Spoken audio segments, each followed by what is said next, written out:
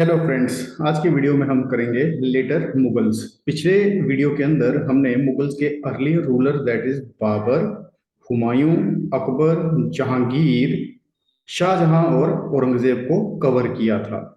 उस वीडियो का लिंक हम आई बटन में प्रोवाइड करेंगे। तो आज के वीडियो के अंदर लेटर मुगल्स। अब लेटर मुगल्स की जब हम बात करते हैं तो हमने पिछले वीडियो में बात की थी कि ये जो मुगल्स थे काफी ज्यादा वीक थे और इनके टाइम पीरियड में जो मुगल एम्पायर थी उसकी हमें डिसइंटीग्रेशन भी देखने को मिलती है। अब लेटर मुगल का टाइम पीरियड 1707 से लेके 1858 तक, जिसमें Bahadur Shah first, Jahangir Shah, Farrukh Siyar, Rafiuddaula, Rafiuddaula, Mohammad Shah, Ahmad Shah, Alamgir second, Shah Alam second, Akbar second and Bahadur Shah second जैसे रूलर्स हैं। अब हम स्टार्ट करेंगे बहादुर शाह फर्स्ट से।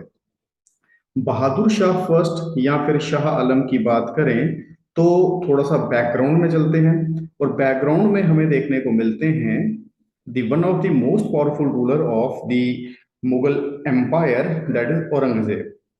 औरंगजेब साहब की डेथ 1707 के अंदर हुई थी और उनकी डेथ के बाद उनके तीन बेटों के अंदर वॉर ऑफ सक्सेशन हमें देखने को मिलती है। तीन बेटे थे, मुअज्जम, आजम और काम बख्श। इसमें मुअज्जम साहब आजम को जजाऊ, जो कि उत्तर प्रदेश के अंदर पड़ता है, और काम बख्श को हैदराबाद में डिफीट करने के बाद अपने आप को डिक्लेयर करते हैं एज द नेक्स्ट रूलर। और यहाँ पे रूलर बनने के बाद टाइटल लेते हैं शाह आलम और बहादुर शाह का ना।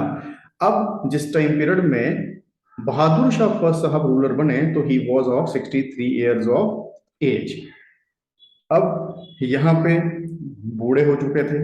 बूढ़े होने के साथ साथ हमें इनका जो रूल है वो काफी ज्यादा टॉलरेंट देखने को मिलता है, जिसमें इन्होंने काफी ज्यादा लीनियंट एटीट्यूड शो किया to different rulers in India, very unlike his father Aurangzeb.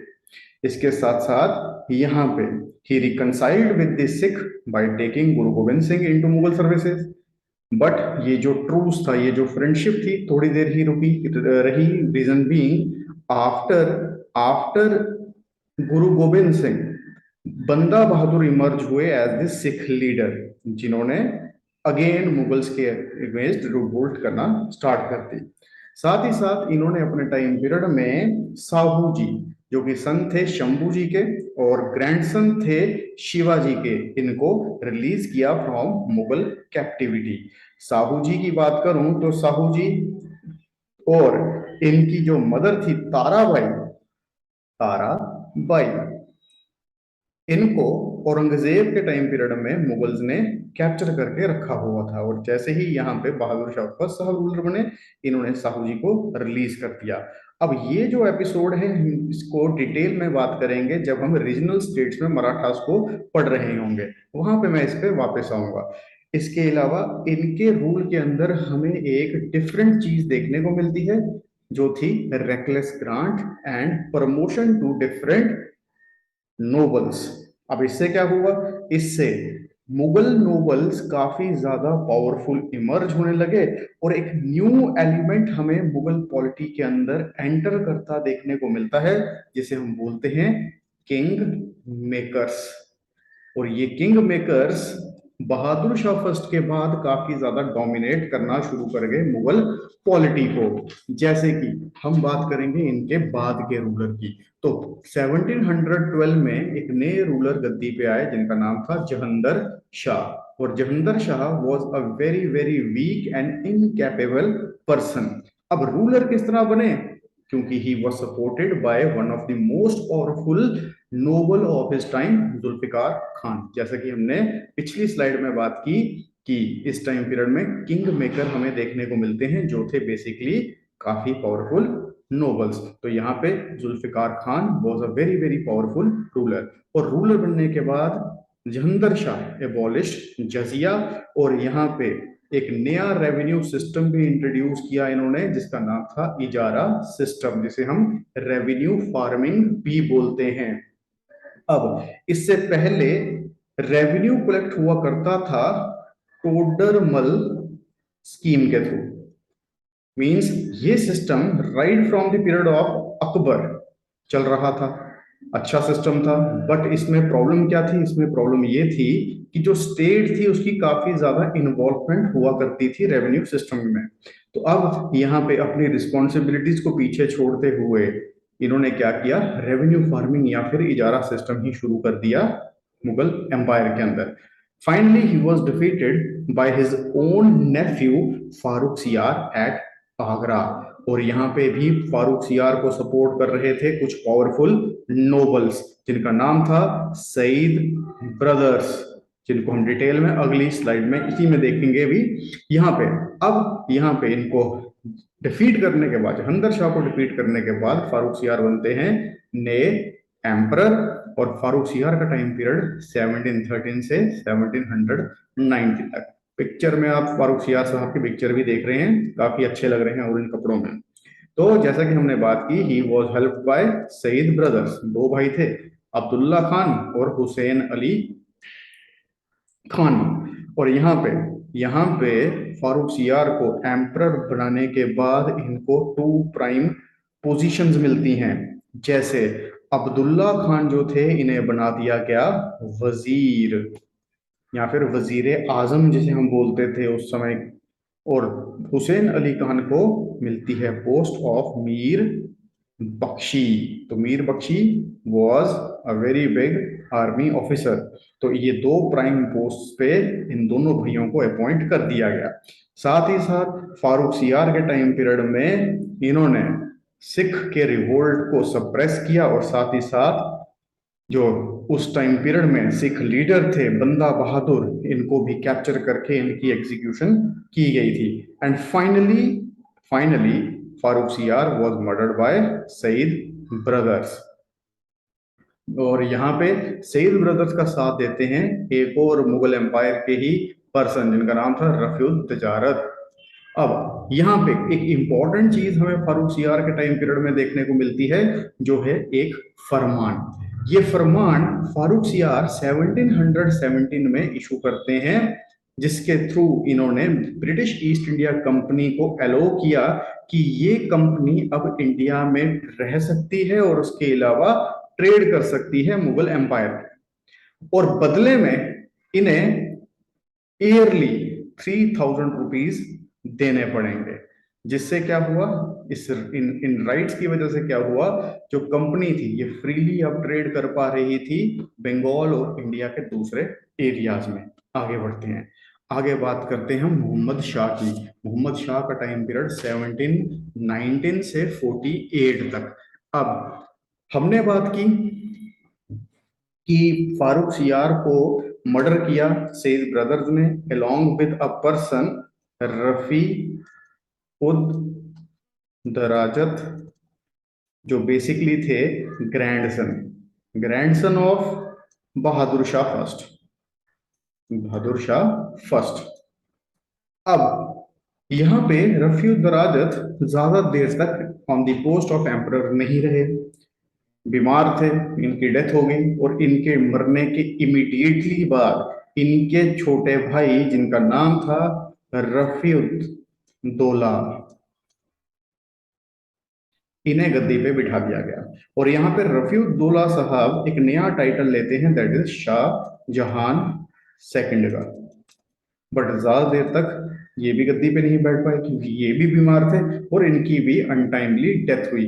जिसके बाद Sayyid brothers installed Mohammad Shah as the emperor of India. And Mohammad Shah was also known as Rangila, और इन्हें हम मोहम्मद शाह रंगीला के नाम से भी जानते हैं। और इनका टाइम पीरियड फेमस किस लिए है, क्योंकि इनके टाइम पीरियड में एक इन्वेजन हुई थी इंडिया की, जो थी नादिर शाह की इन्वेजन 1738 से 39 के बीच में। Nadir Shah who was the ruler of Persia, इन्होंने वहां से इंडिया में अटैक किए और इसे काफी प्लंडर किया।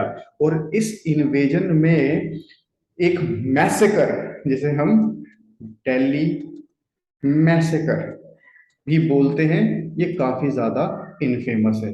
और कहा जाता है इस मैसेकर में ये जो पर्शियन आर्मी थी, इन्होंने 6 आवर्स के बीच में दिल्ली के अंदर अराउंड 20,000 से 30,000 लोगों को मारा था, कत्ल किया था ना।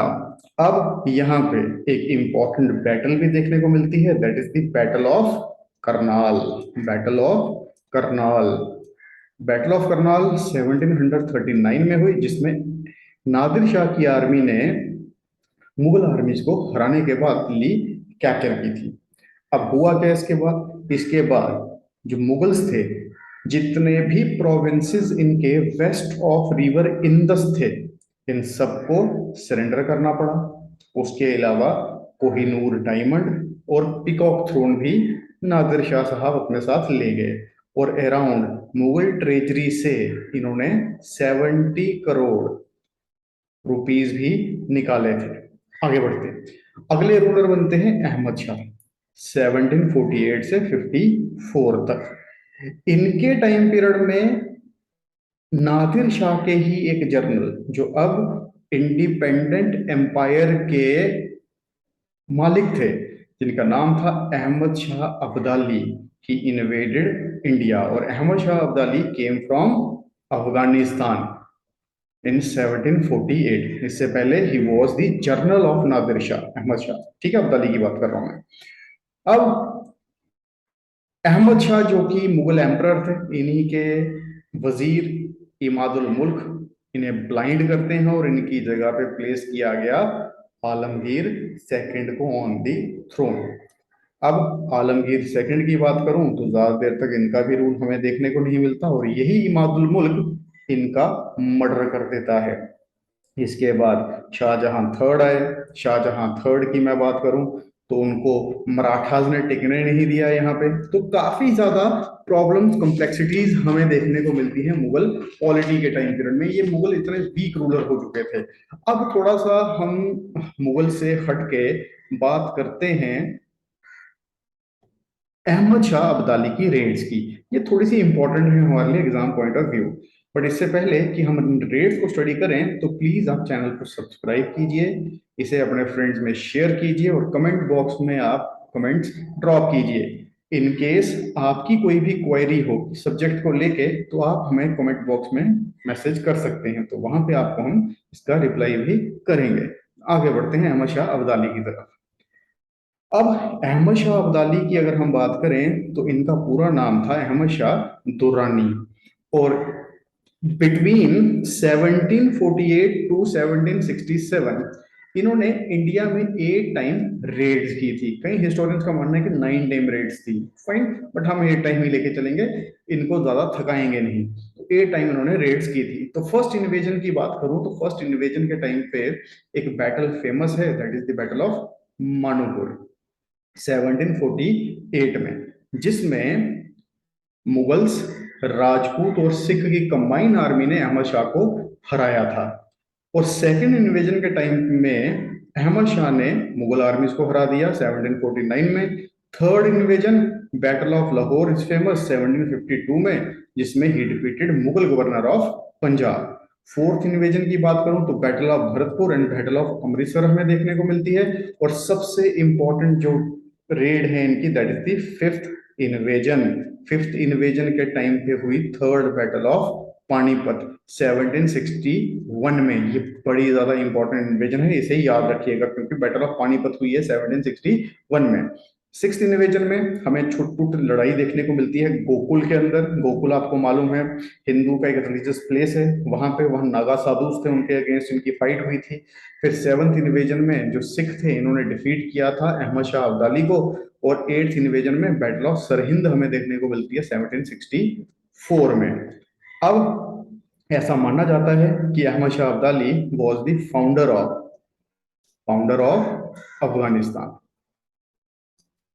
That is important.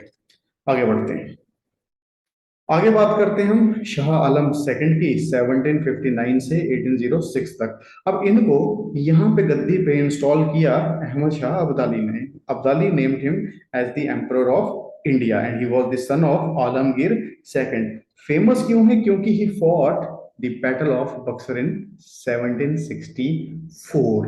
1764 में he got defeated by the British East India Company, और एक ट्रीटी साइन हुई between the Shah Alam second and the British East India Company, जिसे हम ट्रीटी ऑफ इलाहाबाद बोलते हैं 1765 में।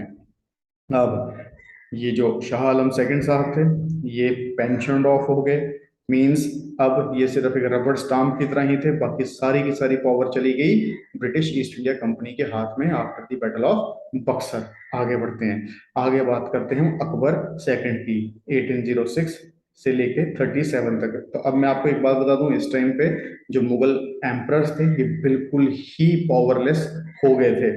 अब यहाँ पे अकबर सेकंड राम मोहन रॉय जी पे टाइटल ऑफ राजा कॉन्फर्ड करते हैं, और जैसा कि आपको मालूम है हम राजा राम मोहन रॉय को first modern man of India भी बोलते हैं। और यहाँ पे अकबर सेकंड ने रिक्वेस्ट की थी राजा राम मोहन रॉय जी को कि आप इंग्लैंड जाइए और मेरा पेंशन का जो केस है उसे सॉल्व करवाइए, मेरी पेंशन बढ़वाइए, क्योंकि मुगल्स इस टाइम पे ब्रिटिशर्स की पेंशन पे थे। लास्ट रूलर की बात करें तो बहादुर शाह सेकंड साहब 1837 से 62 तक, और इनकी इन्वॉल्वमेंट हमें देखने को मिलती है रिवोल्ट ऑफ 1857 में। और after the revolt of 1857 Bahadur Shah second was deported to Rangoon in 1858, जहां पे 1862 में he died as the prisoner of British East India Company, या फिर ब्रिटिशर बोलते हैं, कंपनी का नाम हम यहाँ पे नहीं लेंगे। और इनके टाइम पीरियड में कुछ इंपॉर्टेंट पोइट्स हमें देखने को मिलते हैं, जैसे मिर्जा गालिब, जो फेमस हैं अपनी बुक फतूते गालिब के लिए। इसके अलावा उस्ताद जोक, जो कि टीचर थे बहादुर शाह साहब के, और बहादुर शाह भी खुद एक काफी अच्छे पोइट भी थे। आज के वीडियो में इतना ही। Thank you very much.